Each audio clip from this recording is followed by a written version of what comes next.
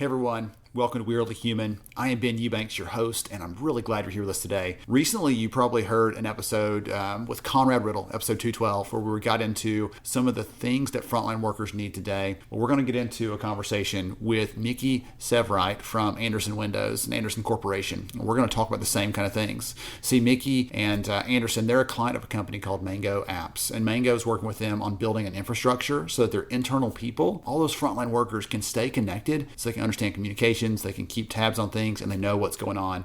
And so this is going to be a great conversation. You'll hear that session that was played back in that live stream and learn from Micki. She's just a ball of energy. You'll enjoy it so much. Here we go. Don't conduct your analysis in isolation because data is so incredibly powerful. Not defending just the tribe, but defending the organization. Those creative people that you really want to keep empowered, keep excited, keep motivated, keep thinking. A good experience pays dividends down the line. Stereotypes tend to break down in proximity. Welcome to We're Only Human, a podcast about human resources, business, technology, and the workplace. My name is Ben Eubanks, your host, and I'm so glad you're here. Hey everyone, so happy to be here with you today. We've been hearing some great ideas around how we can serve our frontline workforce, how we can take care of the needs they have, how we can match those up with the needs of the business. And I'm excited to have Micki here with me from Andersen. We're going to be talking about some of the stuff that they're doing with their workforce, some of the ways they're serving them, keeping the lines of communication open, all that good stuff. Micki, welcome. Glad you're here. Thanks for having me. Absolutely. So before we get to some of the fun stuff we're going to dive in today, would you take a minute and tell the audience more about who you are and what you do, please? Happy to. At core, I'm a storyteller. And so I serve as senior manager of our corporate communications function. We have 5 people on our team dedicated to internal communications for both our desk-based employees and our frontline workers. At Andersen, we have about 14,000 team members across North America, and 2/3 of those are frontline. So folks who are doing the work putting together our windows and doors.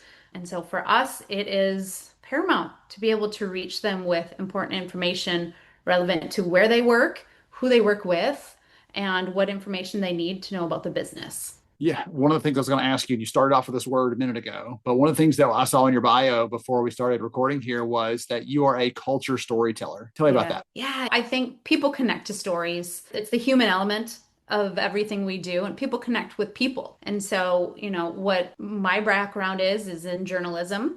And so we approach our company intranet as our newsroom. And we want to make sure our team members are informed, are engaged, are inspired, and through stories, connecting them with people who they may never work directly with, but they can learn from and really be inspired through storytelling across the company, across 14,000 people. So we really, traditional interviews, lots of video storytelling, all the different ways that we can get that in front of people and engage them. Love that. I have a good friend at Southwest Airlines, and that's one of their focus areas too. It's like great. we got to share these stories of the good stuff happening because we can't assume everybody else is going to hear that from someone side by side. And that's exactly what you touched on. Is it's your job to elevate those and make sure everyone gets a good spotlight on that. So talk to us for a little bit here about the challenges of that, because you mentioned like we have the desk-based workforce. Like we can send an email, we can send some notification. They're good to go. They're going to see it probably at some point in their day. But other people are working, building doors, building windows, as you mentioned. And so talk about the challenge of creating this connected employee experience for people who are on your frontline team. Absolutely. And we've been about 3 years into this journey. Just last month was our 3-year workversary, right, with this wonderful platform through MangoApps.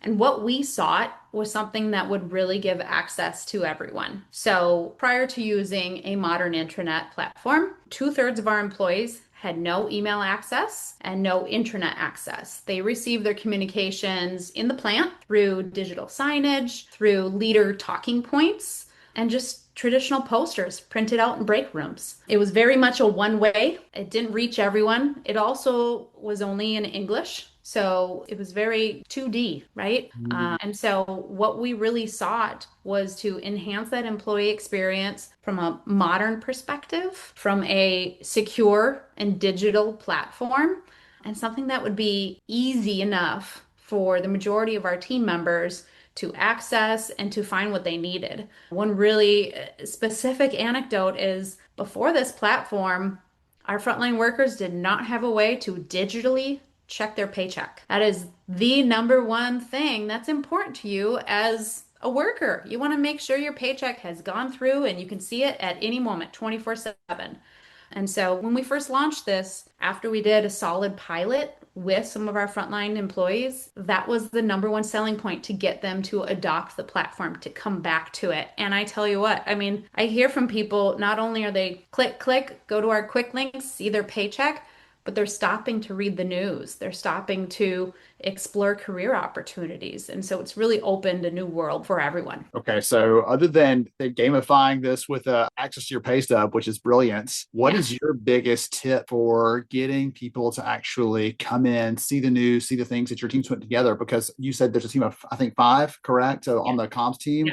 Trying to build these things out, putting all this effort into it. And you and I both know, though, that lots of employees don't always catch that. So what's your best tip for someone listening in out there for how to get them to either go check it or to receive that? Yeah, we created advocates and champions across the company. And so in doing that, we saw a platform where we could build communities within the broader, we call it the circle. It really is all about making sure everyone connected to Andersen across our whole enterprise is connected. And so within there, we have specific groups for where you work, your location, and through the automation, it's updated daily on if your HR data says that you work at that specific site, you have access to that group. You know when the shoe mobile is coming, what volunteer event is going on that week. And so we have 23 facility groups.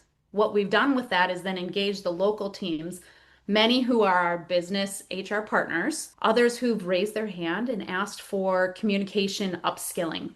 And so we've partnered with them and essentially trained the trainers.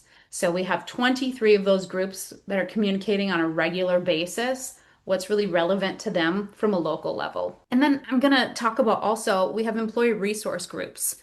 Right. So these are affinity groups, groups that really bring community and inclusion to Andersen. We have 9 of those. And so those are publicly available groups built on the same platform, looks and feels the same as our facility groups. But because these are public, anyone can come in and read the news. They can also click join to have that news served to them each week in their weekly post digest. Kind of their weekly newspaper delivered on Friday afternoons. Yeah. So we've really been able to take our team of 5 and just multiply that to others who are sharing the news from their own local teams or their employee resource groups. I love the story there. I have 2 questions. Number 1, shoemobile? Did you say shoemobile? Yes. When you're working in a factory, you have to have steel toe boots. Yes. And so we often have this big bus come in, or there's certain sites that actually have a little shoe shop inside of our facilities, and they make sure that everybody has the right safety and protective gear that they need.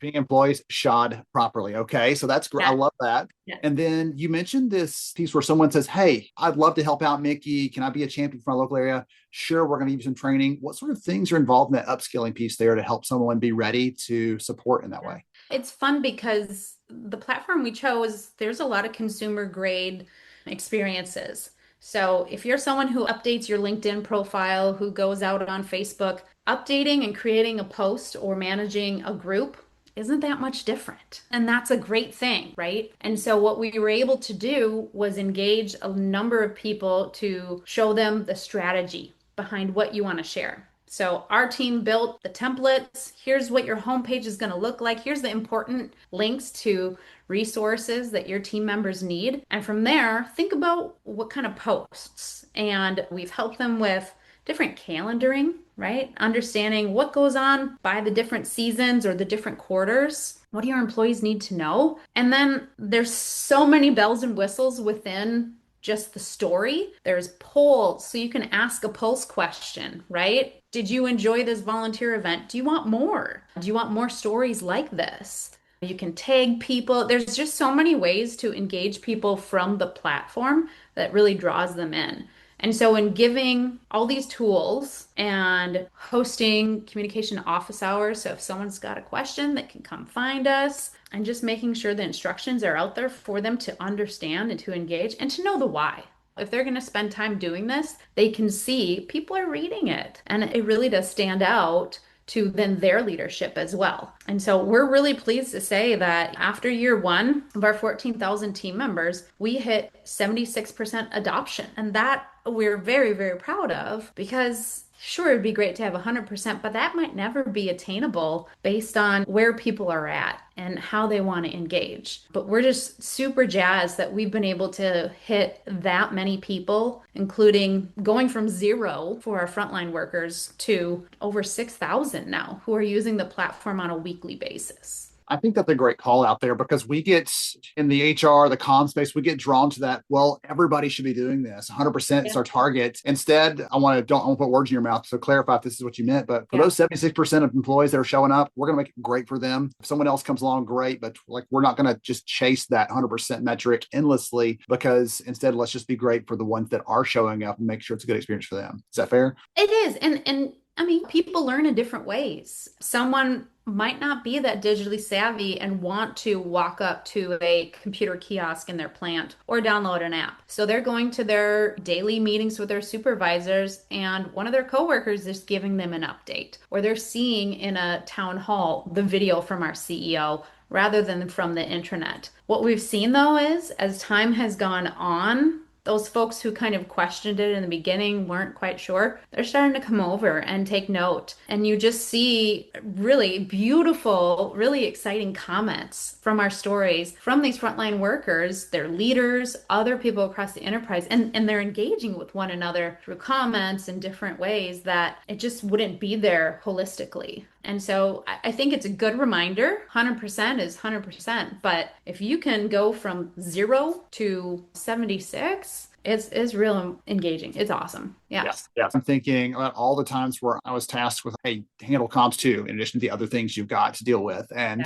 like for me, one of the greatest points of pride is when people actually paid attention to them, read them, knew what was going on, and I could hear them discussing it elsewhere. And for you, you probably get that same joy of like, people are in the know, they know what's going on. But also you talked about not just hey, you're in this group, so you're going to hear what's going on in your group, but also there's chances for you to opt into other things that would be relevant to you. So you feel like you're in the right place. Like you feel we see you, all those, the ERGs, those kind of things. So I love that intersection of pieces there. I want to make sure to call it out for the audience, because yes, sure, you'll get updates because you're at this location and this is your job type or stuff like that. But to say, hey, I want to jump into this group because they care about things that I care about, and I want to feel like I'm in a community of people that are going to support me. Those things are really exciting, and you don't often think of that in the context of frontline workforce. Like you think about that with other types of workers, office workers, and so on, corporate workers, but the frontline piece, you may not associate those things. And I'm glad you called it out, because they're people too at the end of the day. So can I share 2 comments from some of our frontline workers? Absolutely. These were both on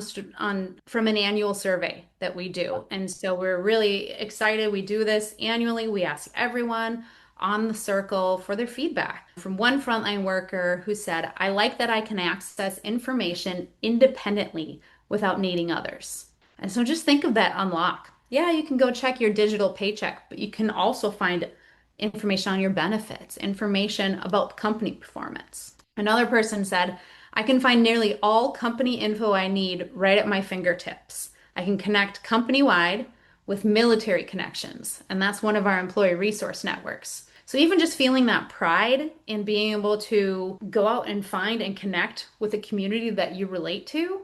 And at fingertips, this is a mobile device user. And so we wanted to make sure someone could pick up their phone and connect, get the information they need, and then go on with their day. We're just really proud of that. We really are. Well, I think about this big problem you're solving. One of the things we see in our research is that about 2 out of 3 companies, leaders like you and the others listening here, tell us that when we make a decision, we expect our managers to flow it down to our people. And you talked about team meetings, things like that. But when we ask the workforce, how do you find out the things you need to know? 7 out of 10 say I have to figure it out by myself. And so they're having to do more of that hands-on scouting around, and in addition to all their other actual work duties. And as you said, putting that power in their hands gives them a sense of control, of autonomy that's hard to replicate with something posted on the bulletin board in there, or having to be at a huddle in the morning. It may not fit their schedule because they're dropping a kid off at school, like whatever else. Yeah, certainly. And for many of our frontline workers where English is not their native language, there are many opportunities. We have over 50 languages available through our in-plant kiosk computers.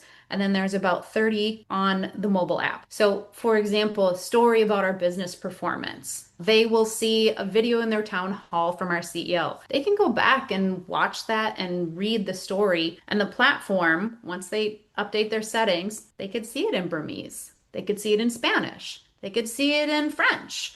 And so their supervisor may see it in English, may even send them a link via the messaging that we also have on the platform for our frontline workers. And then they can see it in their own language. And so it's that accessibility through language, which was also just really important to us. And we're in year 3 and we're still reminding people where that is and how they can get access to it. And the jaws just drop. It's really cool. And it's modern technology. You're not paying an agency to translate this PDF and that PDF. You are using modern, likely AI technology to translate content. Blow your mind as someone who's been in comms and journalism for a while. Just think instantly someone can see this in the way that they need to access it without me having to spend all this extra time and lag time. They finally get it 2 weeks later. Those sorts of things aren't a problem. Right. Exactly. Exactly. And it just helps all of our team members feel included and that we're meeting them where they are. And I think that's just what feeling valued is about. And you said it earlier, not assuming that everyone knows everything. We bring that through our storytelling. We bring that through, I think we have about 150 different web pages where people can look through information or understand what does that team do. Don't assume people even know the address of our headquarters. Make it all accessible for people. And we've been able to do that. Well, I want to ask you one other thing that's like maybe a little bit not nitpicky, but like very specific. But you said a word earlier and I flagged it in my notes over here. You mentioned relevancy and you touched around this a little bit like on the communication piece for languages. But give me some other examples of relevancy and communication. Yeah. I think about when I worked for an organization years ago, I was one of the people out there on site and we get the communications on an email where I could see that after work. I could check that. Oh, yeah, we had a party at the corporate office today. I'm getting those notifications and I'm not invited. I'm like out here on an island. Yep. It felt very weird and awkward. So talk about the relevancy piece, if you don't mind. So I mentioned we have 23 local groups. What I love is through our automation, through our HR information systems that go into our MangoApps platform, we can segment all the different audiences and communications, right? And so to your point, we are incredibly intentional and strategic about what messages and really even what format, what grade level of content, what visuals go in front of which audience. And so any given week, we're probably communicating to 20 different audiences from just your office-based, desk-based employees about maybe there's an IT update coming through to your frontline workers at one distinct location about, hey, leadership is coming to visit next week. Let's all be prepared for this. And what we've found is people appreciate that. They still want to get the news. And we do find also great feedback from an everyone post, we call it, right? So if it's business performance, it's our CEO talking to people. Our CEO wants everyone to know this. And we're really intentional about that. So then how we write the story is we want you who's reading this today to feel like you're part of our business performance because you are. So it's amazing to have the different segments. And I'll tell you, for our campaigns and communication plans, when we work directly with a lot of our HR partners, again, they're kind of wowed. Okay, here's our communication, but we have 4 different audiences. Yep, we can do that all through the circle. So it's one place, one hub they go to get their news and information. And by the way, it's also served to them each Friday in their wrap-up newsletter. Yeah. Yes, that digest there. You said newspaper, I feel like earlier. I was like, journalism days. Yeah. I was a print journalist, so I still hold to that. And it really is, it comes back to just storytelling. And that's how you engage people. And so it might be a dry topic, but if you can relate it to someone and help them move on with their work or their day or give them a little, maybe a laugh, maybe inspire them through a story, it's all worth it. Fine. I love this. So one of the things that I want to call out here is you and I were connected by the team at MangoApps. You've mentioned them a couple of times, but you also said, listen, this is called the Circle at Andersen. The Circle is actual community for them. So employees may not ever know that it's Mango behind the scenes, but they're the ones helping provide this framework you're talking about in this conversation, the tools, the technology, all that stuff behind the scenes. But for the employee side, it's just the Circle. It's branded that from the Andersen perspective so that you and the team are thinking about how you communicate, the brand colors, like all those little powerful things are connected Yeah. in and it feels seamless to the employees. It really is out of the box. It's a fantastic platform. In the last 3 years, we've had amazing opportunity to build a relationship with their customer success team and to also watch the company grow and see the capabilities. There's a whole platform I can log into and connect with other clients and say, what's your best practice for this? How do you handle this situation?